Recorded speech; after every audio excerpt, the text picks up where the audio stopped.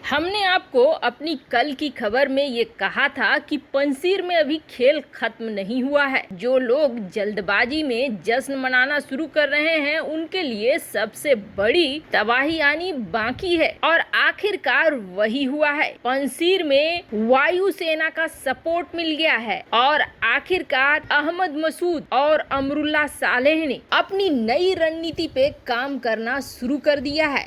बहुत सारी चीजें हो गई है इस 24 घंटे के अंदर। तो वहीं दूसरी तरफ आखिर नेपाल के प्रधानमंत्री शेर बहादुर देउबा ने क्यों नियम लगा दिया कि पीएम मोदी का पुतला जलाना अपराध होगा नेपाल में। इसके अलावा बहुत कुछ, आइए जानते हैं इन खबरों को विस्तार से। वो कहते हैं ना, चोर चोरी से जाए पर हेरा फेरी से न जाए। जैसे ही देउबा सरकार आई है नेपाल में और भारत के साथ रिश्ते अच्छे होते जा रहे हैं, वैसे ही चीन अपनी तिकड़मी चाल भी भिड़ा रहा है और ये तिकड़मी चाल इस तरीके से भिड़ा रहा है कि नेपाल की जनता को ही उकसाने की कोशिश कर रहा है देउबा के खिलाफ, ताकि ऐसा सिचुएशन पैदा हो जाए कि देउबा प्रो चाइना हो जाए। अभी देउबा प्रो इंडिया ज्यादा है, लेकिन ये बात बहुत सही है कि वो जो कुछ भी कर रहे हैं नेपाल की भलाई के लिए कर रहे हैं। नेपाल को भारत की तरफ से कई तरह के मदद मिलते रहे हैं और आगे मिलने की घोषणा भी होती रही है, लेकिन चीन अगर कोई मदद करता है तो बदले में कुछ न कुछ लेता रहता है। जैसे कि चीन ने 10 गुना दाम करके अपने वैक्सीन बेचने शुरू किए थे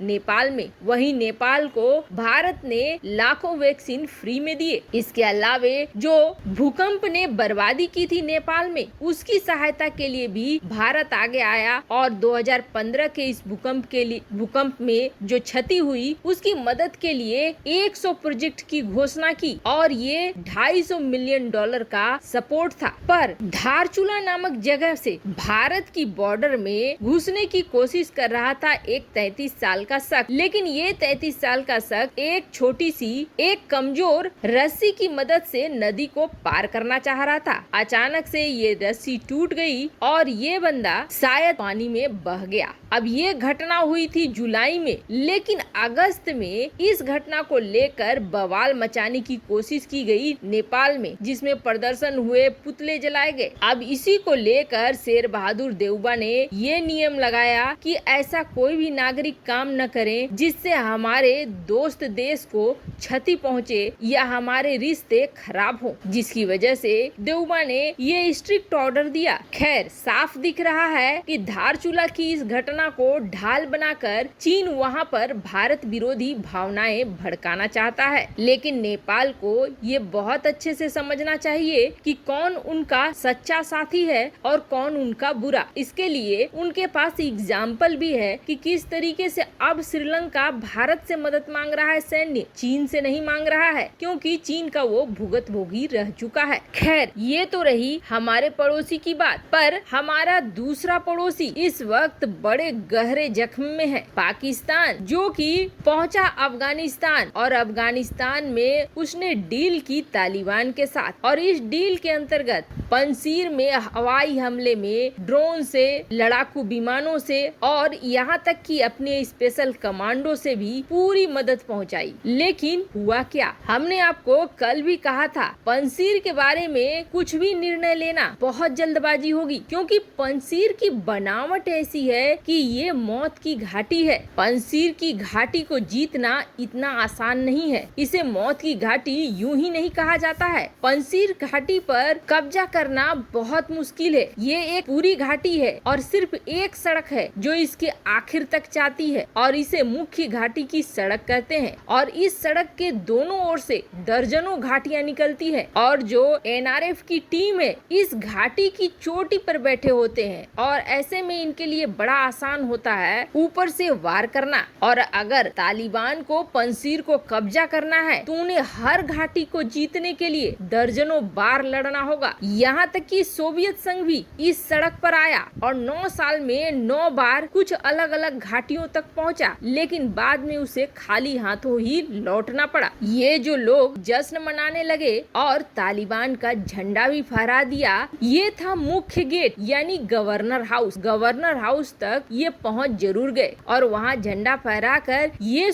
कोशिश की कि पूरी दुनिया ये जान जाए कि पंसीर हार गया है और इससे कोई विद्रोह नया नहीं पनपे। लेकिन इसके उलट हुआ ये कि कुछ ही घंटों में इसे छुड़वा लिया गया और अब तो और भी बहुत बड़ी खबर निकल कर आ रही है। अफगानिस्तान की पंसीर घाटी में तालिबान और अहमद मसूद के समर्थकों के बीच भीषण जंग हो रही है और अब वही टैक्टिक्स इस्तेमाल करने लगे हैं एनआरएफ की टीम जो तालिबान इस्तेमाल करता था गुरिल्ला वार। जब ये जीत का जश्न मनाने के लिए भारी संख्या में वहां जमा हुए थे, तब तालिबान के ठिकानों पे अचानक से लड़ाकू विमानों की बमबारी होने लगी और मसूद के नेशनल रेसिस्टेंस के फोर्स के हमले में तालिबान को बड़ा नुकसान उठाना पड़ा है। भारी तादाद में तालिबान के लड़ाके पंसीर और अंद्राब की सड़कों में थे। अब ये वायुसेना कहां से आ गई मदद करने के लिए? तो आपको बता दें, ये वायुसेना आई है तजाकिस्तान से। कहा जा रहा है कि ये वो अफगानी वायुसेना के पायलट हैं जो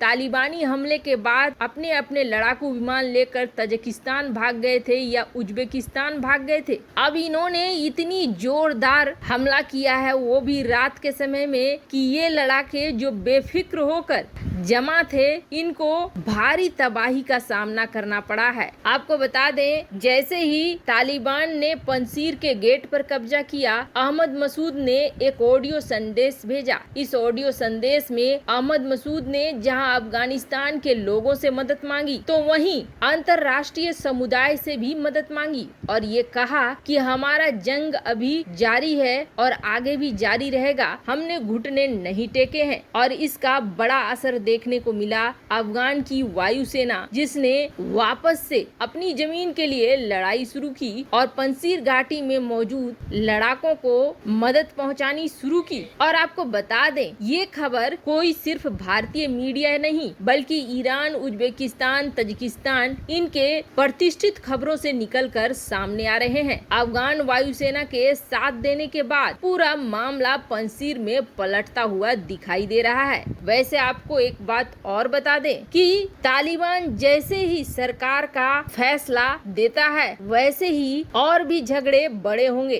क्योंकि हर किसी को खुश तालिबान रख नहीं पाएगा, ये तो निश्चित मानकर चलिए। और धीरे धीरे ये मामला और भी भड़केगा और भी गुट निकल कर सामने आएंगे। वहीं पाकिस्तान के खिलाफ पंसीर घाटी में और अफगानिस्तान में जनता पूरे विरोध वाले मोड में है। बस एक चिंगारी की जरूरत है और ये बारूद बड़े ही खतरनाक ढंग से भड़केगा। वैसे आपको क्या लगता है, अफगानी वायुसेना के ये लड़ाकू विमान जो मदद करने आए हैं, क्या किसी देश के इशारे पे आए हैं? कमेंट कर अपनी राय जरूर बताएं। जल्द मिलते हैं अगले वीडियो में नई खबर के साथ।